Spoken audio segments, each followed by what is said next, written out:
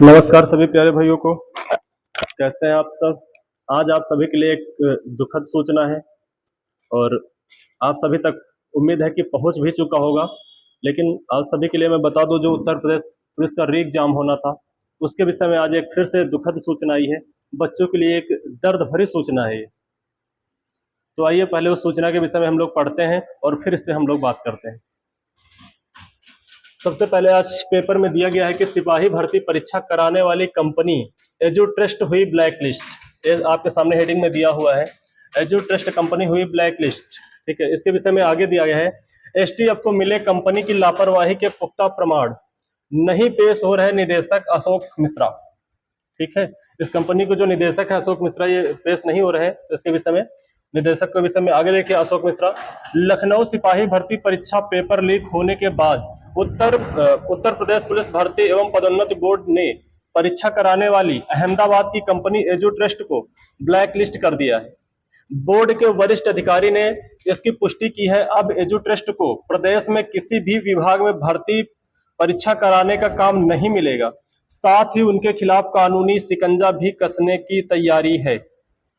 गौरतलब है कि एजू ट्रस्ट कंपनी के संचालक विनीत आर्या को एसटीएफ 4 बार नोटिस देकर बयान दर्ज कराने का तलब कर चुकी है। इसके बावजूद वह पेश नहीं हो रहा है। एसटीएफ के अधिकारियों के मुताबिक सिपाही भर्ती परीक्षा का पेपर लीक होने के बाद से वह अमेरिका चला गया था। ठीक है, अमेरिका चला गया था। इसके बाद से वह लौट कर नहीं आया। ठीक है, यानी कि जब उत्तर प्रदेश पुलिस की परीक्षा हुई थी उसके बाद ये जो कंपनी का मालिक है ये वापस लौट कर नहीं है, तभी ये चला गया था अमेरिका और तब से अभी ये वापस अमेरिका से नहीं आया है। तो मैं सरकार से यही कहना चाहूंगा, विभाग से यही कहना चाहूंगा कि आपकी पुलिस क्या कर रही है, आपका प्रशासन व्यवस्था क्या कर रहा है। योगी जी का जो प्रशासन व्यवस्था है इसका डंका पूरे भारत में बज रहा है।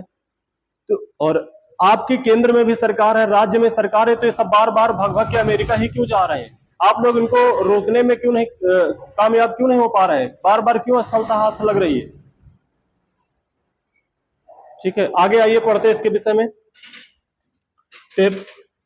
आगे दिया गया, तो यदि संचालक ने लखनऊ स्थित एसटीएफ मुख्यालय आकर बयान दर्ज नहीं कराया तो उस पर कानूनी शिकंजा कसा जाएगा।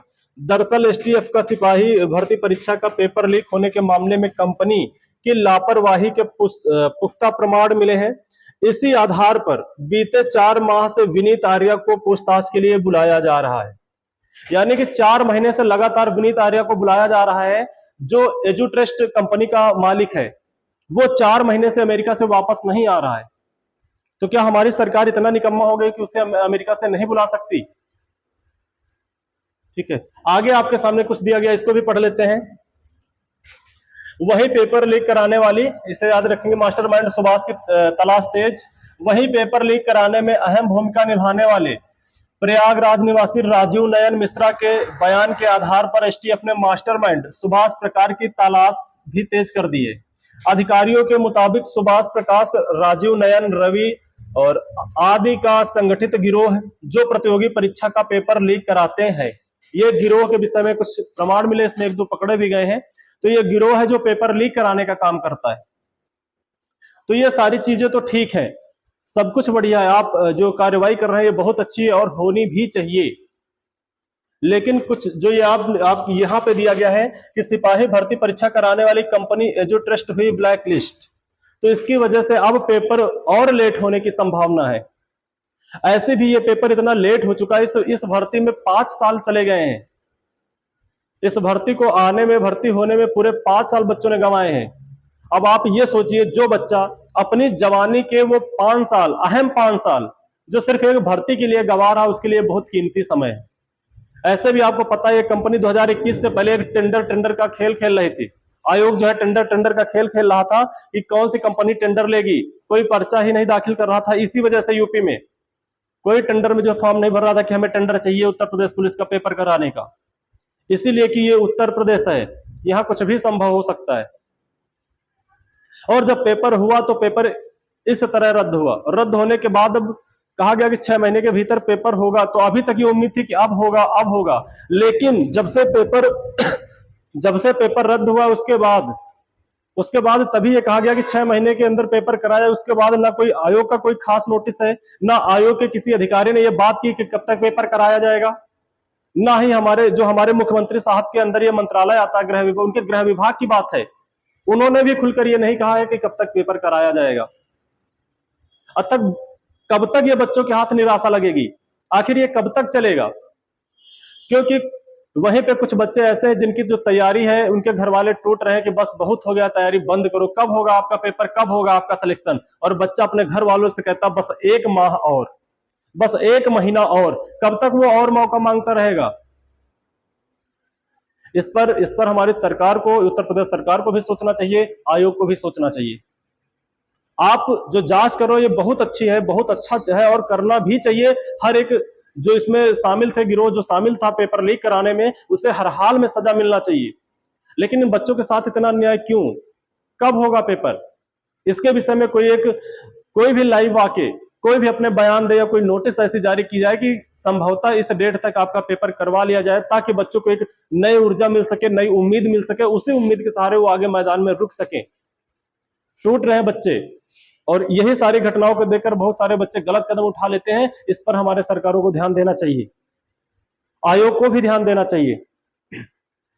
और यहीं पर जब चुनाव होता है तो 1 महीने में, 1.5 महीने में चुनाव होता है, 2 महीने के अंदर चुनाव का परिणाम आता है और नई सरकार गठित हो जाती है, प्रधानमंत्री भी बन जाता है और मुख्यमंत्री, अगर विधानसभा का चुनाव तो मुख्यमंत्री भी बन जाता है। लेकिन बताओ, ये 5 साल से भर्ती लटकी हुई है, किसी को सब लोग कान में उंगली डाल के बैठ गए हैं। आखिर कब तक ये खेल चलेगा? कुछ बच्चों के भविष्य के विषय में सोचना चाहिए कि नहीं सोचना चाहिए? तो बस हम यही कहना चाहेंगे कि जो सरकार है हमारा जो आयोग है, ये लोग इस पे कुछ उठाएं, बच्चों के लिए कुछ नोटिस जारी करें, कुछ अपडेट दें, ताकि बच्चे जो है थोड़ा सा धैर्य रख सकें, बच्चों को थोड़ा सा साहस, थोड़ा सा मनोबल बढ़ सके। क्योंकि ये वो बच्चे हैं जो एक 20-20 गज के, यानी छोटे छोटे कमरों में ये रह रहे हैं, जहां पे एक आदमी से दूसरा आदमी शायद ना रह पाए, और उन कमरों में एक पंखा है, कूलर भी नहीं है, आपकी तरह एसी भी नहीं है इनके कमरों में कि आराम से जिंदगी कट रही है। और रूम का भाड़ा, पढ़ाई का खर्चा, रहना, बहुत सारा खर्चा, और इनके पास कुछ नहीं है। या फिर हमारी सरकारें ये खर्चा उनका उठाएं कि जो बच्चे पढ़ रहे हैं उनका खर्चा अब सरकार उठाएगी जब तक पेपर नहीं होगा। क्या ऐसा आप लोग करेंगे? ऐसा आपको करना ही पड़ेगा। आखिर कब तक बच्चों के हाथ निराशा लगेगी? और क्योंकि यही वो नवयुवक है जिनके दम पर आप चुनाव जीतते हैं, जिनके नाम से आप वोट मांगते हैं, तब तो आपको शर्म नहीं आती जब हाथ फैला के चले आते हैं वोट मांगने के लिए। अब जब बच्चों की बारी आई है तो कोई साथ खड़े होने के लिए तैयार नहीं है, ना कोई एमपी, ना कोई एमएलए, कोई नहीं आ रहा इन बच्चों के पक्ष में बात करने के लिए। आखिर ऐसा कब तक चलेगा? कब तक? तो बस कहने का मतलब यही है कि ये कब तक चलेगा, इसके विषय में कुछ ना कुछ मुख्यमंत्री जी को भी संज्ञान में लेना चाहिए, और हमारे जो पुलिस विभाग का जो आयोग है उसको भी संज्ञान में लेना चाहिए, और बच्चों के लिए कुछ ना कुछ जरूर करना चाहिए, कुछ नोटिस, कुछ अपडेट जरूर देना चाहिए। यही हमारी आयोग से और हमारे मुख्यमंत्री साहब से रिक्वेस्ट है क्योंकि बच्चों के हाथ अब निराशा बहुत ज्यादा है, बच्चे परेशान हो चुके हैं। पहले तो आप लोग टेंडर का खेल खेल रहे थे 4 साल से, 5 साल से, अब ये टेंडर का खेल पूरा हुआ, अब आप ब्लैकलिस्ट कर रहे हैं। अब ये था कि अब पेपर होगा, जुलाई अगस्त तक उम्मीद थी, लेकिन अब यहाँ पे कंपनी ब्लैकलिस्ट हुई है। अब कंपनी कौन सी पेपर कराएगी, कैसे क्या होगा, तो इसका मतलब ये तो तय है कि पेपर कुछ ना कुछ तो अब लेट होगा ही होगा। लेकिन इसकी जो जानकारी है वो कम से कम बच्चों तक पहुंचाई जाए, और इसके लिए जो भी हम लोगों से सहयोग होगा, हम लोग बच्चों को कब तक एक उम्मीद में रोक के रखें कि अब नहीं अब। ठीक है, तो आज के लिए बस इतना ही, और हमारी रिक्वेस्ट है हमारे मुख्यमंत्री जी से और आयोग से ये रिक्वेस्ट है कि आप लोग जल्द से जल्द बच्चों को कुछ ना कुछ नोटिस जारी करें या कुछ ना कुछ अपडेट दे, ताकि बच्चों को एक उम्मीद हो सके कि हमारा पेपर कब तक होगा, और ये देना ही पड़ेगा, ऐसे अब काम चलने वाला नहीं है। ठीक है, आज के लिए बस इतना ही। जय हिंद, जय भारत।